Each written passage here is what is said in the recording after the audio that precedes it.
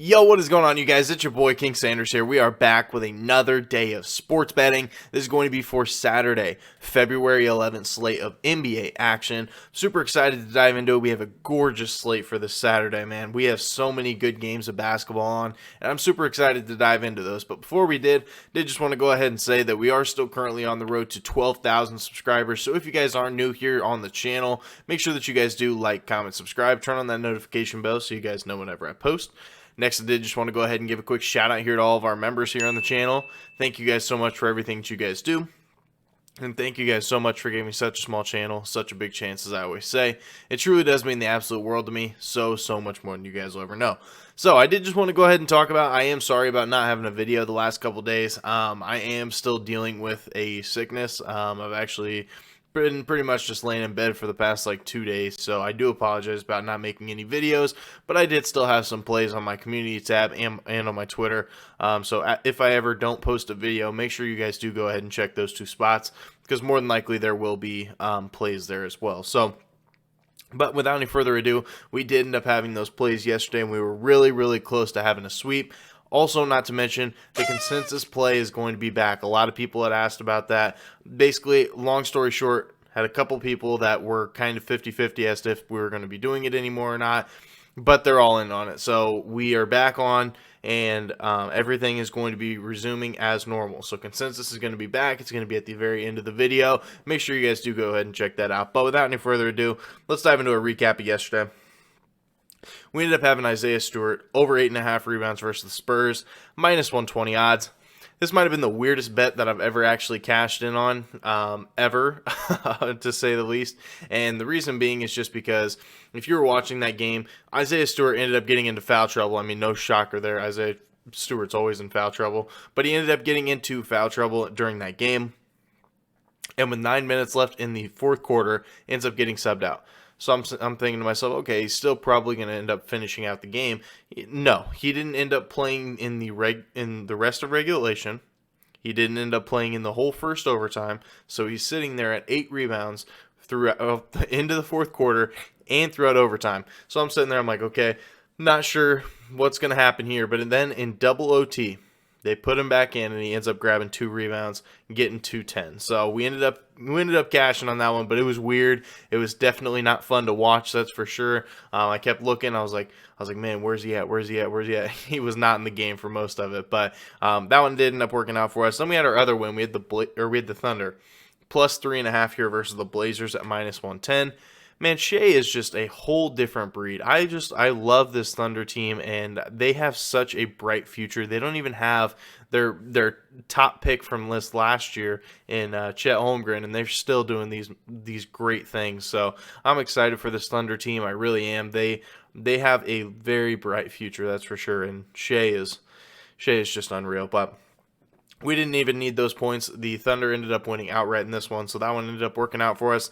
Then we had our one loss, lost right on the hook. We had Keegan Murray under 18.5 PRAs versus Dallas at minus 120. He had no assists. I mean, I didn't really expect him to really get any assists, but he didn't have any assists.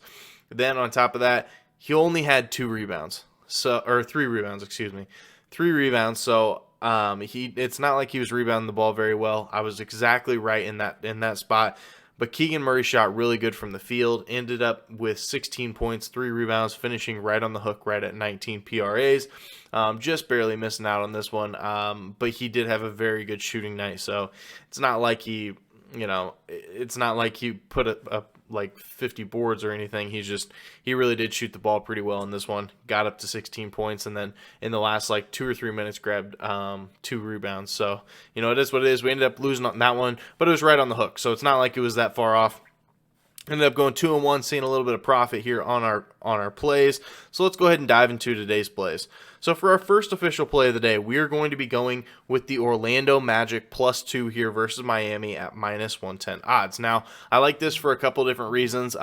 Starting off, Orlando is a very good home team. They're 17-11 against the spread at home this year. Miami, not necessarily a good road team.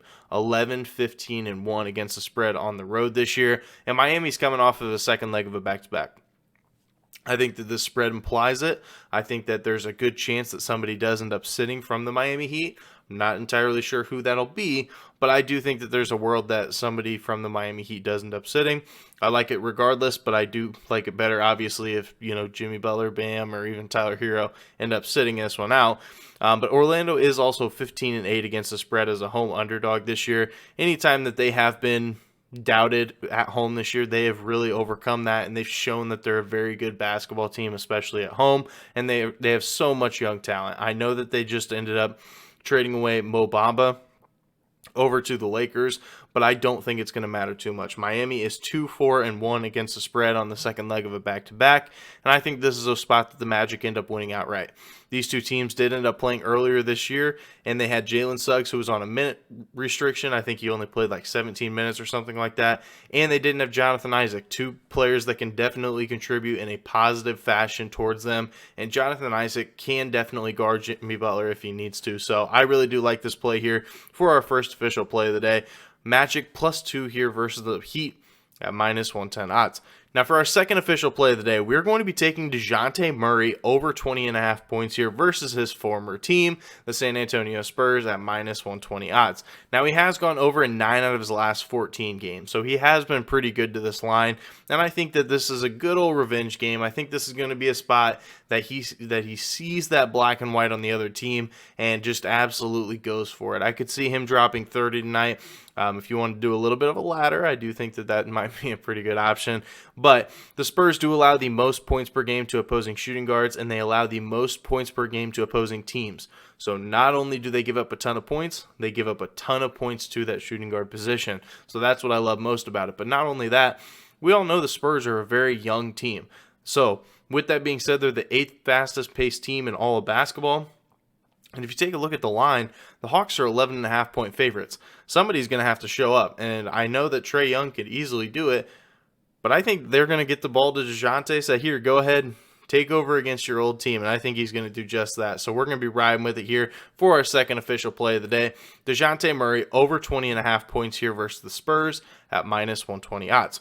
Now, for our third and final play of the day, we're going to be going with Jordan Poole under 6.5 assists here versus the Lakers at -130 odds. Now, he has gone over it in his last 2 games. He had 12 versus the Thunder, and I think it was 7 last game versus the Portland Trailblazers. But regardless, even without Stephen Curry, Jordan Poole has gone under in 12 straight games before those two. So if you take a look at his log without Stephen Curry, outside of these past 2 games that he did end up having, good numbers, he had gone under in 12 straight. I truly do think he does end up going back to this one. The Lakers do allow the second most points per game to opposing point guards, which is obviously going to boost his points. I think he is going to have a very good night scoring the ball, but I do think that drops his assists down as well. I think he's going to kind of try to take over against this Lakers team. And the Lakers should be fully healthy, obviously, besides Mo Bamba, because he's still on that suspension, and he's just gotten traded, so it does kind of make sense. But outside of that, they're a pretty healthy team, and I know that they do have some new pieces to try to work in, but I do think that's going to affect more so their offense than it is going to be their defense. I think their defense is still going to be just fine, and especially D'Angelo Russell, we all know, is not necessarily the most tremendous defender. So if they end up starting D'Angelo Russell on this Lakers roster, Jordan Poole should have a field day with it. I think that he could go for like 20, 30 points, and I think that I wouldn't even blink an eye at it. He is also 7-3 to this under versus the Lakers in his career. So cashing 70% of the time, I'll take my odds with it. So I really do like this one here for our third and final play of the day. Jordan Poole under 6.5 assists here versus the Lakers at -130 odds. Now for our consensus play of the day, we are going to be going to the 76ers and the Brooklyn Nets. At the time of recording this video, the Brooklyn Nets are 3-point underdogs here in this one. I'm just going to say this out loud. I love this play, but regardless, we'll go ahead and start from left to right. We do have Brady. Brady is going to be taking the 76ers. We have Mitch. Mitch is going to be taking the Brooklyn Nets. We have Ryan. Ryan is going to be taking the 76ers. We have Seth. Seth is going to be taking Brooklyn. And we do have me, so it's coming down to 2-2, coming down to me. I love Brooklyn in this game. Brooklyn +3 is the play for me, so we do have that 3 cappers to 2. I love this play because this is going to be the second leg of a back-to-back for the Philadelphia 76ers. I think that there's a chance that they do end up sitting, and this young Nets team that is going to basically be fighting for a spot on such a deep roster now, I think that we're going to see a lot of players working hard. I think that we are going to see overall just a very good team, and I could see them causing some fits here for the 76ers. So I really do like this one here. I think that this is a spot that the Nets end up winning outright. This is going to be a statement game too, so if they end up, winning this one, it's going to be like, oh, the Nets just beat the 76ers. They might be a pretty good team. So I really do like this one here. I think that the Nets end up winning it, and with the line only being +3 for a pretty much a brand new roster, I think that the books think so too. So I really do like this one here for the consensus play of the day. Brooklyn Nets +3 here versus the 76ers at -110 odds. So that is going to do it for today's video. If you guys did enjoy, make sure you guys do like, comment, subscribe, turn on that notification bell so you guys know whenever I post. Like I said, we're on the road to 12,000, so make sure that if you guys are new, make sure that you guys are subbed. But that's going to do it for me. This is King Center signing out. Peace.